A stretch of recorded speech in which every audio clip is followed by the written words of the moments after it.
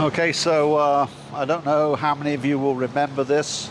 This was one of our, I think our second largest build, probably our most controversial build.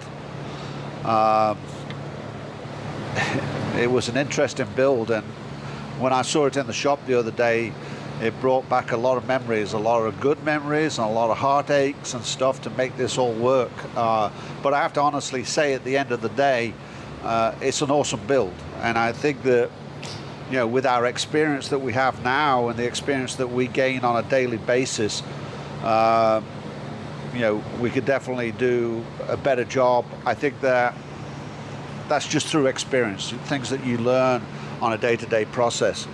I think as far as innovation goes and getting the client what they wanted, we spent a lot of time on that, and like these locker tops and the rod storage and stuff like that, it took quite a while, but it turned out very well, and the client has been using this boat a lot and brought it back for upgrades, a discount double check, etc. He's going to put a motor on the back, and he plans to put, or he plans for us to put this on the back of that, which is going to require a jack plate, etc. Quite honestly with everybody, I don't know. That's an awful lot of weight, so we're going to find out. He's been using the boat, and he says the boat is very nose heavy. So I guess we're going to find out. He's the client. He spoke to an awful lot of people to make these decisions, to come up with this. So at the end of the day, you know, we've been hired to do the install on it, and that's what we're going to do. And hopefully that it all works out. I'm a little bit concerned about the curve of the back of the boat and the jack plate. We're going to be looking at that. We've had it up there several times, and Michael and I are concerned about it. We're going to have a conversation with the client, Mitch, about this over the weekend or on Monday, I'm not really sure. Michael's been working very hard. He's been putting in long days, so trying to get him to take some breaks on the weekend, spend some time with his family and my grandkids. So, but my involvement in this today was to get that in there, and I got to tell you guys something. When Michael told me about this, I was a little bit frustrated because I can't count the number of times when we was doing this build that I suggested if we were going to do this, we needed to put the tank in at the time we did the build. So this morning we got it in there. Michael and I got it in there. It was not as easy peasy because obviously those of you that know this is structured to the boat, this side is structured to the side, and then of course we have all this 80-20, so we ended up having to dismantle an entire section over here. We didn't video it, and I'll tell you the reason why we didn't video it was because we was really unsure about what was going to happen, and I was a little bit frustrated. Just being honest, I was frustrated we didn't put the tank in at the time, but that was the client's decision, and you do what your clients want. So fortunately we was able to take out some of the 80-20, move some of the 80-20 over, and just a little lift on this and a good push, and it went in. It is tight, let me tell you. When this gets a strap on it, it's as if it was designed for it. Things that we notice about this, obviously some of our gluing has not worked, so we're going to take this off. We're going to fix it whilst it's here, try to come up with some solutions. I wouldn't do this. I would not do this again. Probably the next time if I was to do this, I would just epoxy it and paint it. This seemed like a good idea at the time. I'm not sure that I would do it again. I would just probably epoxy the hell out of it like we did. This was very heavily epoxied, and then probably just paint over the top of it, you know, with some good marine grade paint. I really love the wiring job. I really, you and I spent quite a bit of time, got to give a little credit here to you, spent quite a bit of time on this wiring job. Michael spent a lot of time on that console on that side, and it turned out super nice. And it's always neat when you come back and revisit a project and you go, wow, that's pretty good. So I think our wiring has always been absolutely tip-top. I think our I don't want to say finish work, but ideas like this, obviously, we need to work on. So we're going to fix this whilst it's here. He's not upset about it. He hasn't even said anything to about it. It was just when we took it apart, it's like, that's not looking right. So interesting build. You know, Michael and I probably argued more about this build whilst we were doing it than we have in our entire lives. But you know, you look at it now, and it was very innovative, extremely innovative. I suggest that you go back and look at some of the videos. I think you'd find it interesting, especially, you know, especially this area up here. I was looking at this morning, and all of what we went through to make this part work. So I may even revisit the videos myself. Like this area here where we bent this tubing, got this idea off of a Ranger boat. This turned out absolutely awesome. Unbelievably well. This is what the client wanted. If you look at the way that we did the wiring, stuff like that. It's not the way that originally he had planned to pull the lights on and off. I bet you they have not been off since the day we installed them. So they was with the premise that he wanted to be able to take the lights off, but I bet you those things have stayed on since day one. If you look at the mounting here, this was built to be able to remove all the wiring, and he could take his lights off, put them on. But hey, what the heck, it ended up working out really well. So we're not going to really do a whole lot of videos on this. We'll keep you updated as this goes on. I strongly suggest you go back and look at some of the videos as you, if you haven't already seen them, or even go back and revisit them and stuff. So pretty neat build. So we're going to, very happy about getting the tank in, and you know, the carpet job on this is outstanding. I mean, it really worked out really well.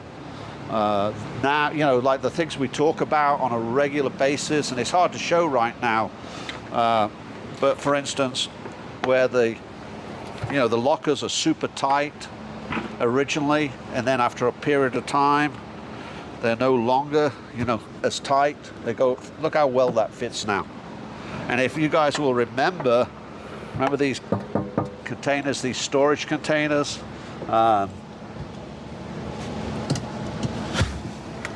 life vests in here, another storage container. This thing had an amazing amount of storage, and as you can see, somebody's been sticking stuff on my paint job there. So we'll have to fix that whilst it's here too. So we're going to do a discount double check on it. That's just cosmetic. But those of you that will have watched the videos will have known how much work and effort we put into those storage lockers to maximize all the storage we can get out of this. He has 3 kids that go fishing with him a lot. And so you can imagine three young men on this thing and fishing at the same time. So that's it really. You know, just wanted to kind of update you. It's pretty warm here in Texas again, and Michael has been working hard. We want to apologize for the videos, but he's got to pay his bills first. And so, you know, I know that some people have been wondering if I've dropped dead and what have you. That's not the case. We've just been working hard, getting customers' boats out, because that has to be the priority. People want to bring their boats, get them turned around, and get them out of here. So, okay, so a little update here on Mitch's boat. We did a little bit more of a in-depth video, but we wanted to update you on how this ended up. Michael worked very, very hard on this the past 3 or 4 days, I would say, probably thereabouts, who knows. Putting the jack plate on, and then obviously putting the engine on the jack plate. Obviously I wish we'd have left the where all the centers were on the boat, because he had to go back and refine the centers. And it was kind of interesting because we found exactly the same, some of the same problems we did when we built it, that this boat is obviously over a period of time is slightly twisted and what have you. So it's within 1/8 of an inch, which I think is pretty good. So Michael's very happy about it. It took him quite a bit of time, a lot of patience, quite honestly, to get it done. But once obviously he got the jack plate on, which I think was probably the hardest part, making sure it's all centered, straight and all that other good stuff. The rest of it went reasonably well. Fortunately, we have a forklift truck, which makes these situations a little bit easier. But if you're going to do something like this engine isn't too terribly bad. I think 2 or 3 people could lift an engine on like this. Well, I guess if you have a bunch of young muscle guys, not sure 3 or 4 guys my age could lift it up there. But anyway, getting off the subject here, but went on reasonably well. Starts first time, first pull. Michael went through and checked all the fluids, did all the stuff that you're supposed to do prior to starting it. Make sure if you do get a new motor that you read that information, you put the correct oils in and all that stuff. So, you know, I know as guys tend to not do that, but it's very, very important that you do it. I'm not so sure Michael would have read it if it had been his motor, but because it was a customer's motor, he read it. So, very happy with the way it turned out. It sounds great. It's extremely quiet. Went together really well. Starts really well. I think he's going to have an extension on this thing. Michael sat up there today. You can make it work, but who knows? The customer did all of his own R&D on this, and basically sent Michael the parts to put on the boat. As you know, Michael and I spent a lot of time on this boat. It's looking back on it, it's a hell of a build. You know, we talked about it a little bit this morning on whether or not we'd do it again, and Michael said, "Oh, we wouldn't do it again." I'm not so sure that I would, to be honest with you. You learn from the previous things. Mitch's first comment was, "The motor looks too small. I should have got a 40." I don't know about that. I'd be interested to see how this runs, where he's able to run it and stuff. Like to get his feedback on it. So went well. A little bit more work than I think Michael realized, but that's the way these projects go. So very happy with the way he did it. If you look up in here, the install of the cables, and that's kind of one of those things that when you're working on something like this, and we run into this quite a bit, and something you should consider, is that when you're running your cables, make sure that you rotate the motor backwards and forwards. They're not going to get trapped anywhere. Okay, make sure that you not only do it in this position, but when it's fully down. So you want to do it in all the positions that the motor is likely to be, so you ensure that you are not going to trap any of your fuel cables, etc. That's very, very critical.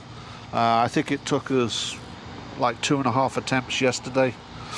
I'm a firm believer of trying to make the shortest deal, but we wasn't able to. It just didn't work, so we ended up having to come around this way, and it's turned out, I mean, he did a really good job on it. Very happy. Looks, if you look over here, it's all tied down. Got it up in the corner, and then the battery is here and the gas tank is in here. So Michael's just watched this. So batteries, oh, we're using our battery. He didn't want our battery. He doesn't want our battery? Well, that's where the battery's going to go, and this is where the gas tank is. So nice little fill up right here, quick connect here, so your gauge here. It would have worked if it had been the opposite way around, but to be honest with you, then you wouldn't have been able to see your gauge. So very happy with the way it turned out. I think Michael did an outstanding job on it. I really do. Very happy. I think it's a really good, clean install. And before you start blasting all the comments out, this is a client. This is what the client wanted. And it's Michael's job to make sure that the client's dreams come true. And so It's good to see Mitch's boat back in the shop. We spent a lot of time with this, and as I was just saying to Michael, there is nothing better than a brand new shiny motor regardless of what size it is. And I tell you, I'm pretty impressed that yesterday it was like and the thing started straight away. I mean, that is pretty wild. So I wish they all started like like that. So one quick thing too, just watch your fuel in your boats. We've had several more this week with old stale fuel in it. Make sure you try to run your fuel off, and if you're not going to be able to, maybe you might want to drain your boat tank, run it out in your pickup trucks and stuff, because I think Michael's worked on 2 boats this week, and both of them had old stale fuel in it, and one of them had created problems, blocked the injectors and stuff. So that's just a quick note from Michael and I. Pass it along to you because it can save you quite a little bit of money. So you'll have a great day. Appreciate your time, and don't forget to like, subscribe and share.